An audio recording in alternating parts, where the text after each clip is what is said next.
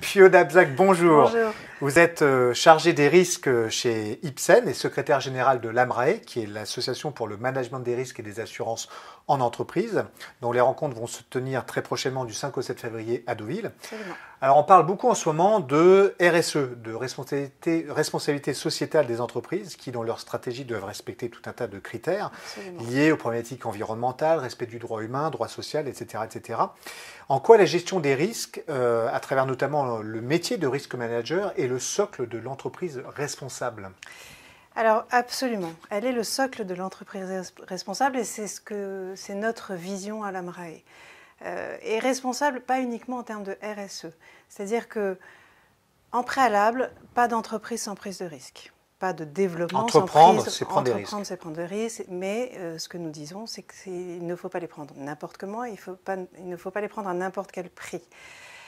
La responsabilité de l'entreprise, aujourd'hui, elle est majeure. Elle est majeure classiquement d'un point de vue juridique, mais elle est également importante vis-à-vis des actionnaires, vis-à-vis des investisseurs, vis-à-vis des salariés. Donc elle a une responsabilité des consommateurs en termes de performance, en termes de qualité si elle vend des produits. Et maintenant, vous le disiez très justement à l'instant, elle a besoin de répondre aux attentes sociétales. Et elle a une empreinte environnementale, elle a sa responsabilité sur ce sujet-là. Et donc, la gestion des risques, et ça c'est notre conviction, va aider l'entreprise à assumer cette responsabilité. Comment ? En identifiant tous les sujets de nature, justement, à engager cette responsabilité et dans le champ très large de tous ces domaines que je viens d'évoquer. Alors vous avez commencé à répondre à la question, qu'est-ce que ça suppose comme organisation dans une entreprise pour couvrir la prévention de ces risques? Alors évidemment, ça dépend de la taille de l'entreprise. Donc, dans les grands groupes, on a des organisations dédiées au sujet, avec des équipes importantes, pas forcément très importantes, mais importantes. Et puis dans les entreprises de taille plus modeste, ce sera en règle générale le rôle du directeur général. L'important, c'est d'avoir une démarche qui aide à identifier, encore une fois, dans tout le champ des domaines d'activité de l'entreprise, tous les sujets de nature à engager cette responsabilité. Voilà. Fondamentalement, est-ce qu'il y a une véritable différence entre l'approche de la gestion des risques entre un grand groupe et une PME et une ETI? Il y a évidemment des équipes de taille différentes. Donc, en général, les grands groupes ont des équipes dédiées, un risk manager et une équipe qui va orchestrer toute la démarche, qui va être le chef d'orchestre de la démarche. Dans les entreprises de taille plus modeste, soit les TPE, c'est en règle générale le directeur général qui va avoir cette mission, cette fonction. Et dans les entreprises de taille intermédiaire, c'est d'autres directions qui vont, directeurs financiers ou les directeurs de la stratégie s'il existe, qui vont regarder ces sujets-là. Mais quoi qu'il arrive, à l'AMRAE, on a justement une grande diversité d'adhérents, enfin, qui représentent des entreprises de taille très différentes. Et donc, on a les outils pour répondre aux différentes demandes, qu'elles émanent de risk managers de grands groupes ou de dirigeants de groupes plus modestes. D'accord.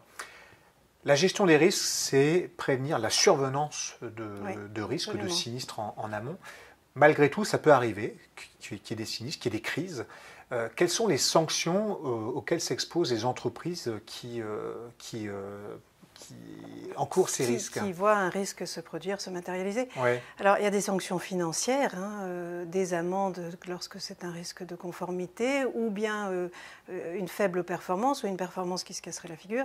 Il y a des sanctions de nature de rupture de confiance. On sait qu'aujourd'hui, la confiance est très importante. On parle de réputation, de risque de réputation. D'image de marque. D'image de marque, absolument. Et donc, quand un risque non anticipé, mal anticipé se produit, eh bien, on va avoir une perte de confiance des consommateurs, des clients, des partenaires importants, des salariés. On sait qu'aujourd'hui, on est dans une guerre de talents et que donc, la réputation, la confiance est absolument clé. Donc voilà, et puis il peut y avoir également des sanctions dramatiques en termes de perte de vie ou de corporel grave. Donc on voit bien que c'est la bonne santé de l'entreprise qui peut être ébranlée dans toutes ses constituantes. Absolument. Parmi nos lecteurs, nous avons un certain nombre de chefs d'entreprise.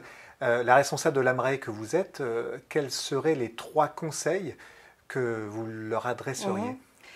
Je dirais, si vous n'avez pas de gestion des risques, venez nous voir, on va vous aider. On va mettre à votre disposition toute l'expérience que nous avons en la matière. Si vous avez une bonne gestion des risques, venez à l'AMRAE nous en faire bénéficier, parce qu'on est là aussi pour apprendre ensemble. Et puis enfin, continuer à prendre des risques, mais de façon responsable. Très bien. Anne Pio Daza, merci beaucoup. Merci.